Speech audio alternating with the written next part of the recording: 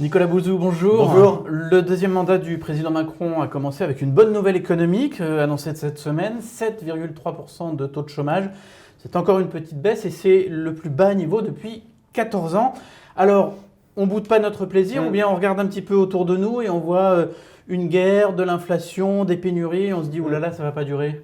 C'est les deux en fait. C'est-à-dire que là, on tire les bénéfices de réformes qui ont été faites il y a longtemps. Ça a commencé avec Nicolas Sarkozy qui avait introduit la rupture conventionnelle.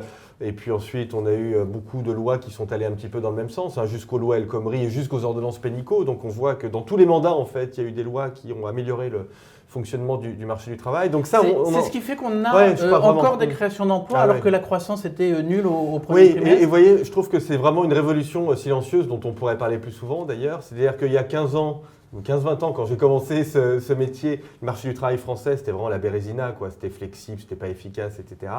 Il était dualiste. Bon, vraiment, ça marchait pas. Et aujourd'hui, on a un marché du travail qui fonctionne quand même correctement et qui est tout à fait comparable aux pays qui nous environnent. Donc ça, c'est très bien. Il faut surtout préserver ça. Il ne faut pas faire de bêtises. Quand j'entends Jean-Luc Mélenchon qui dit qu'il veut supprimer les lois El Khomri, il faut lutter contre ce genre d'âneries.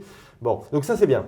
En revanche, il y a une composante conjoncturelle et on entre dans ce qu'on appelle la stagflation, qui est quelque chose de nouveau, c'est-à-dire conjonction d'une inflation qui est quand même assez conséquente, mais d'une activité économique qui n'est pas très bonne. On l'a vu déjà en début d'année, puisqu'on voit que l'activité a fortement ralenti. Et donc, l'idée, c'est quand même de se dire que les créations d'emplois devraient ralentir. Mais bon, ce n'est pas une raison pour ne pas continuer d'améliorer le fonctionnement du marché du travail, notamment du côté de la formation, qui est peut-être encore là où on a des progrès à faire.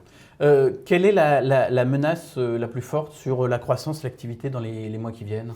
Alors, c'est vraiment les problèmes d'approvisionnement et d'augmentation de coûts de matières premières et tout ce que ça génère. On a deux chocs qui sont forts. Le choc pandémique qui n'est pas terminé. Regardez ce qui se passe en Chine. La Chine est dans une situation sanitaire et donc dans une situation économique qui est finalement la nôtre il y a 2 ans et demi. En plus, on ne voit pas bien comment ils vont s'en sortir parce que des métropoles de 20 millions d'habitants avec des vaccins qui ne fonctionnent pas bien, une grande partie de la population, notamment la plus âgée, qui n'est pas vaccinée et une politique zéro Covid, on a l'impression qu'ils sont un peu dans l'impasse. Alors ça génère des problèmes de production et d'approvisionnement pour nous. Et puis bien évidemment, tout ce qui se passe en Ukraine et en Russie, si vous voulez, qui accentue aussi les problèmes d'approvisionnement sur tout un tas de matières premières. Donc ça, si vous voulez, Bruno Le Maire avait dit qu'on revenait dans quelque chose qui était assez similaire à ce qu'on avait connu à la fin des années 70. Je crois qu'il avait raison, c'est la bonne comparaison, c'est-à-dire un choc qui déclenche de l'inflation, une inflation qui, on va peut-être en reparler, mais à mon avis, est durable. Et donc une activité qui décroît, c'est vraiment un environnement complètement nouveau avec, ça c'est pour le prochain ministre de l'économie et des finances, avec des politiques économiques qui doivent être adaptées. On va parler de l'inflation dans une seconde. Si la conjoncture devait s'aggraver et se répercuter peut-être sur le marché du travail dans les mois qui viennent, est-ce que ça compliquerait les réformes annoncées et en particulier la fameuse réforme des retraites ? Alors, je ne sais pas si la réforme des retraites, elle est compliquée. Alors, elle n'est pas compliquée intellectuellement, c'est très simple. Du point de vue intellectuel, la conception des réformes des retraites, mais c'est compliqué politiquement. Acceptable. Ça, je dirais que ça change. À mon avis, la conjoncture ne change pas grand-chose parce que de toute façon, c'est compliqué.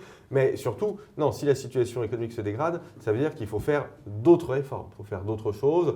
J'évoquais la question de la formation. Je pense qu'une piste, il y en a d'autres, mais il faut de plus en plus, comme on est dans une situation quand même de tension sur pas mal de segments du marché du travail, c'est-à-dire qu'on a encore un peu de chômage et en même temps, beaucoup d'entreprises sont en pénurie de main-d'œuvre et recherchent des gens. Et il faut qu'on donne aux entreprises la capacité à former directement, sans passer nécessairement par le circuit traditionnel de la formation continue. Vous voyez, donc il faut aller vers, ça passe par quel type de mesures ? Vers des dispositifs. Ça ne passe pas essentiellement par des mesures réglementaires. On peut aider un peu les entreprises, mais l'idée, c'est vraiment de faciliter les choses parce qu'il faut aller très vite. Je vais être très concret.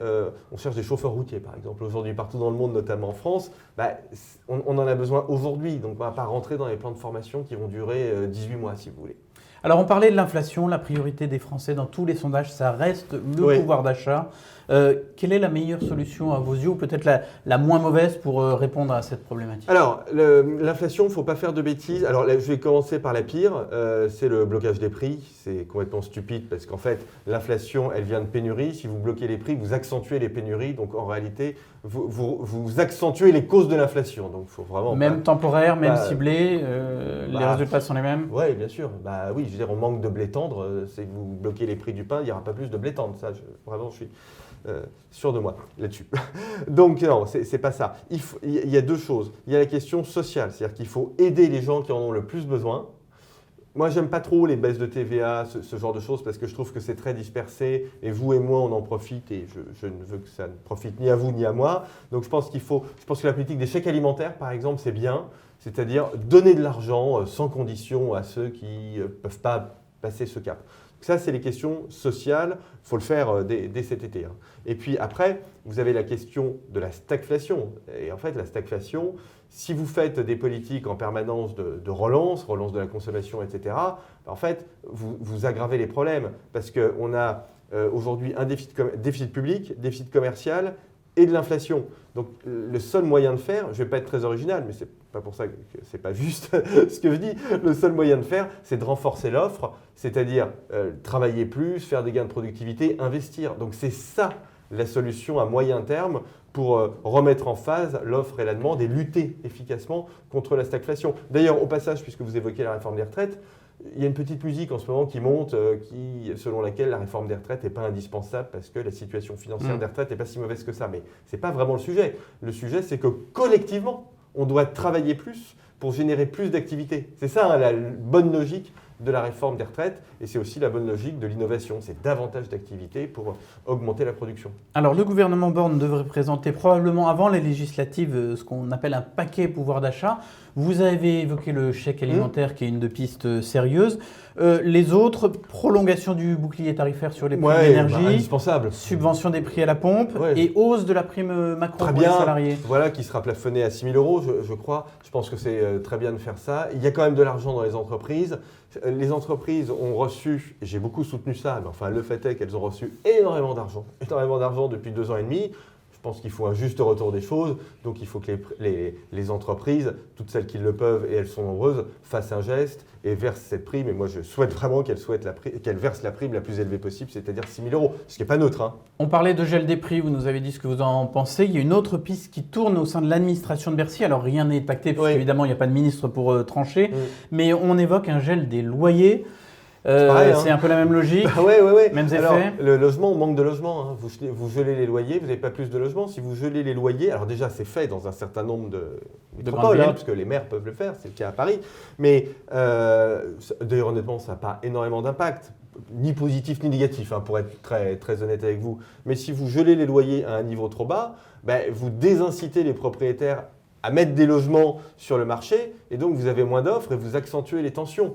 Enfin là, je fais de l'économie première année, je suis désolé, mais c'est quand même le raisonnement qui s'applique. Est-ce que l'État est tenté parce qu'il appuie un rond et que ça lui permet d'agir sans que ça lui coûte rien? Non, mais je pense qu'il ne faut pas surinterpréter économiquement ce genre de mesures. C'est politique. C'est-à-dire qu'il y a cette thématique, pour notre malheur, du retour du contrôle des prix qui arrive. Donc Bercy fait des simulations, on en parle. Bon, enfin, c'est pas une pour ça façon que de c'est répondre bien. à Jean-Luc Mélenchon, pour être clair. Je crois, oui, tout à fait.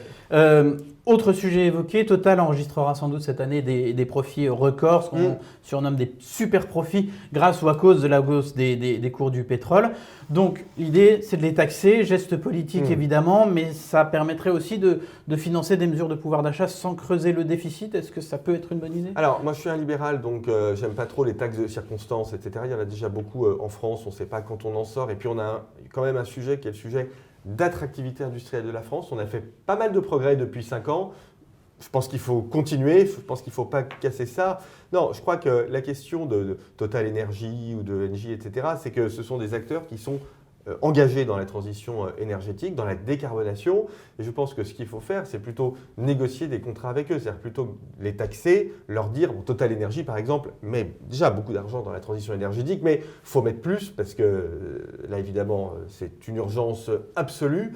Et donc, vous voyez, je pense que ce qu'il faut demander à ces entreprises, c'est plutôt d'accentuer leurs investissements plutôt que de faire des trucs bizarres sur le pouvoir d'achat. Vous voyez, ce n'est pas aux entreprises qui ont fait des surprofits parce que les prix de matières premières augmentent de verser des mesures, spécifiquement de pouvoir d'achat. Est-ce qu'il faut augmenter les salaires ou alors est-ce qu'il faut éviter de le faire pour ne pas rentrer dans cette fameuse spirale, hausse des salaires, donc hausse des coûts pour les entreprises, donc hausse des prix, etc. Ça, c'est le sujet essentiel du moment. Donc, il faut augmenter les salaires au maximum de ce que les entreprises peuvent faire. C'est très important, je le disais, les entreprises ont gagné de l'argent, elles ont fait des profits importants, elles ont reçu de l'argent public, donc elles doivent augmenter les salaires au maximum de ce qui est possible pour elles, c'est-à-dire dans la limite des gains de productivité. Là où il y a des effets de rattrapage à faire, d'ailleurs il va y avoir des négociations de branches, il faut vraiment y aller au maximum. C'est là que ça doit se passer dans les branches principalement. Ouais, quel est le bon niveau? Ça commence, mais regardez, c'est ce qui s'est passé dans l'hôtellerie-restauration, finalement c'est bien, on a des évolutions de salaire qui sont quand même assez conséquentes. En revanche, il ne faut pas faire des évolutions de salaire qui aillent au-delà des gains de productivité des entreprises, parce que sinon vous entrez, alors pardonnez-moi de jargonner en économiste, mais vous entrez dans la boucle prix-salaire,